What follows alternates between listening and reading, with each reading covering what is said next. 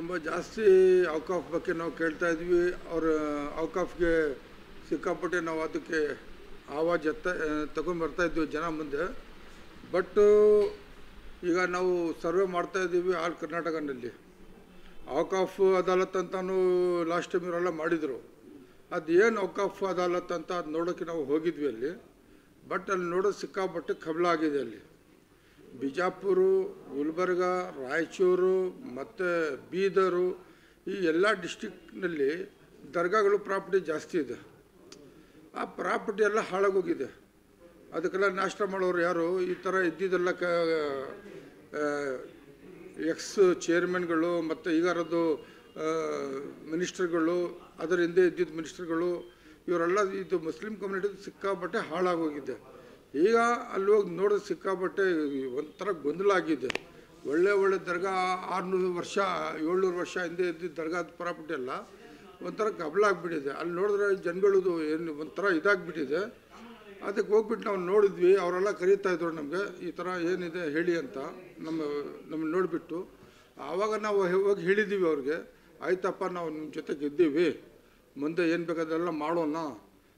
ಈಗ ಆಗ್ತಾ ಇರೋದು ತಪ್ಪನ್ನ ಸರಿ ಹೆಂಗೆ ಮಾಡ್ಕೋಬೇಕಂತ ಅದಕ್ಕೆ ನಾವು ಯೋಚನೆ ಮಾಡ್ತಾಯಿದ್ವಿ. ಇದು ಲಾಸ್ಟ್ 1 ವರ್ಷ ನಮ್ಮದು ಹಾಳಾಗೋಗಿದೆ. ಚೇರ್ಮನ್ನು ಎಲೆಕ್ಟ್ ಆಗಿ ಚೇರ್ಮನ್ ಕೂತಿದ್ರು ಕೂಡ ಇವರು ಹೈಕೋರ್ಟ್ ಹೋಗಿ ಅವ್ರ ಮುತ್ತುವಲ್ಲಿ ಸ್ಥಾನಾಗಿ ಅವರು ಡ್ಯಾಮೇಜ್ ಮಾಡೋಕ್ಕೆ ಯೋಚನೆ ಮಾಡ್ತಾಯಿದ್ರು. ಮತ್ತು ಅವರು ಸುಪ್ರೀಂ ಕೋರ್ಟ್ ಕೂಡ ಹೋಗಿ ಅಲ್ಲಿಂದ ವಾಪಸ್ ಬಂದವರು. ಯಾರು? ಎಕ್ಸ್ ಚೇರ್ಮನ್ನು ವಾಕಫ್ದು ಮತ್ತು ಮಿನಿಸ್ಟ್ರುಗಳು. ಇವರಿಗೆ 1 ವರ್ಷ ಕೆಲಸ ಮಾಡಕ್ಕೆ ಕೊಡ್ತಾ ಇರಲಿಲ್ಲ. ಈಗ ಅದೆಲ್ಲ ಮುಗ್ದೋಗಿದ್ದೆ. ಅಲ್ಲೆಲ್ಲ ಎಲ್ಲ ಕಡೆ ಇವ್ರು ಫೇಲ್ ಆಗಿದ್ದಾರೆ. ಈಗ ಮುಂದೆ ನಾವು ಹೆಂಗೆ ನಡ್ಕೋಬೇಕಂತ ನೋಡ್ತಾ ಇದ್ದೀವಿ. ಆದರೆ ಮುಸ್ಲಿಂ ಕಮ್ಯುನಿಟಿಗೆ ಯೋಚನೆ ಮಾಡಬೇಕಿದೆ. ಈ ಮುಸ್ಲಿಮ್ನಲ್ಲಿ ಔಕಾಫ್ ಮಿನಿಸ್ಟ್ರು ಯಾರಿದ್ದಾರೆ ಅವ್ರಿಗೆ ಹೆಂಗೆ ಅವ್ರು ತಗೊತಾ ಇದ್ದಾರೆ, ಹೆಂಗೆ ತಗೋಬೇಕಂತ ಯೋಚನೆ ಮಾಡ್ಕೋಬೇಕು. ಅವ್ರಿಗೆ ನಾವು ತಗೊಂಬಂದು ಮುಸಲ್ಮಾನ್ ಹೆಸರಿನಲ್ಲಿ ಬಂದು ಇವರು ಮುಸಲ್ಮಾನ್ ಪ್ರಾಪರ್ಟಿನ ಹಾಳು ಮಾಡ್ತಾವ್ರೆ. ಅರ್ಥ ಆಯ್ತಾ? ಈಗ ನೋಡಿ, ಈಗ ನಾವು ಬಂದಿದ್ದೀವಿ ಖಾನ್ಕಾ ಲಕ್ಕಡ್ ಶಾ. ಇಲ್ಲಿ ನೋಡಿದ್ರೆ ಸಿಕ್ಕಾಪಟ್ಟೆ ಅದಕ್ಕೆ ನಾಳೆ ಕೋರ್ಟ್ನಲ್ಲಿ ಆರ್ಡ್ರ್ ಇದೆ. ಅದ್ರ ಮುಂಚೆ ಪೊಲೀಸ್ನವ್ರು ತಗೊಂಡ್ಬಂದು ಇವರು ಒಂದು ಫೆನ್ಸಿಂಗ್ ಅಂತ ಮಾಡಿ ಒಂದು ಹಾಳು ಮಾಡೋಕ್ಕೆ ಇವರು ಯೋಚನೆ ಮಾಡ್ತಾವ್ರೆ.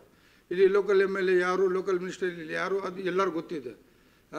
ಇಲ್ಲಿ ಅವ್ರು ದೊಡ್ಡವ್ರು ಇರೋವಾಗ ಎಲ್ಲರೂ ಬಂದು ಇಲ್ಲಿ ಆಶೀರ್ವಾದ ತಗೊಂಡು ಹೋಗೋದು, ಮತ್ತು ಇಲ್ಲೇ ಹೊಡೆಯೋದು.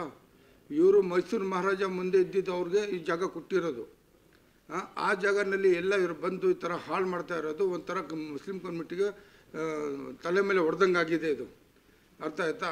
ಇದು BPMP ಕಮಿಷ್ನರು ಮತ್ತು ಈ ಕೊಟ್ಟಿರೋದು ಮೈಸೂರು ಮಹಾರಾಜಾಗೆ ಅದು ಫೈಟ್ ಮಾಡ್ಲಿಕ್ಕೆ ಅವರೆಲ್ಲ ಕೋರ್ಟ್ನಲ್ಲಿ ಹೋಗಿದ್ದಾರೆ.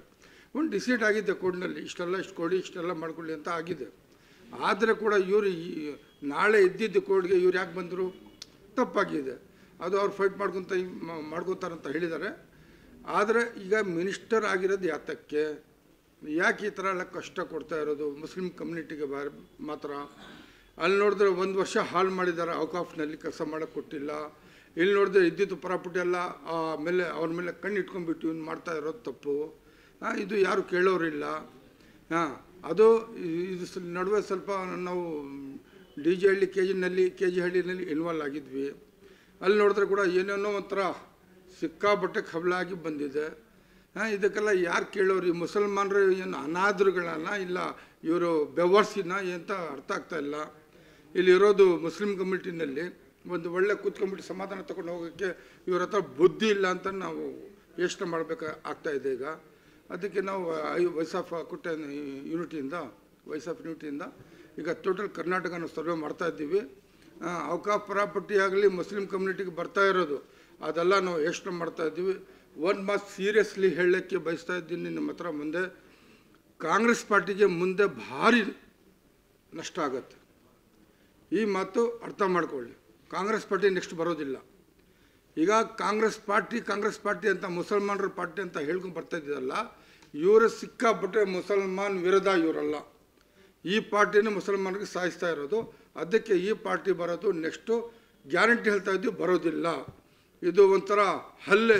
CM ಸಿದ್ದರಾಮಯ್ಯ ಅವರು ಮುಸಲ್ಮಾನ್ ಪರವಾಗಿದ್ದಾರೆ ಅಂತ, ಅದು ಕೂಡ ತಪ್ಪು. ಅರ್ಥ ಆಯ್ತಾ? ಈಗ ಮುಸ್ಲಿಂ ಅಂತ ಬಂದಿರೋದು ಲೀಡ್ರು ಅವರೇ ನಮಗೆ ಚಾಕು ಹೊಡಿತಾ ಇದ್ದಾರೆ.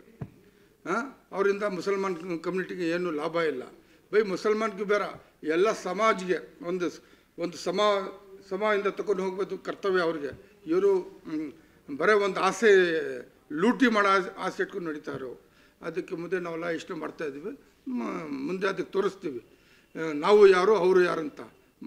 ನಮ್ಮಿಂದ ನಮ್ಮ ಪವರ್ ತೊಗೊಂಡ್ಬಿಟ್ಟು ನಮ್ಮೇಲೆ ತುಳಿತಾ ಇರೋದು ತಪ್ಪಿದು. ಈ ಮಾತು ನಾನು ಇವತ್ತು ಹೇಳಿಬಿಟ್ಟು ಮುಗಿಸ್ತೀನಿ. ಮುಂದೆ ನಾವು ಪ್ರವಾಸ ಮಾಡ್ತಾಯಿದ್ದೀವಿ. ಏನೇನಾಗುತ್ತೆ ಎಲ್ಲ ನಿಮ್ಮನ್ನ ತಿಳಿಸ್ತೀವಿ, ಅರ್ಥ ಮಾಡ್ಕೊಳ್ಳಿ.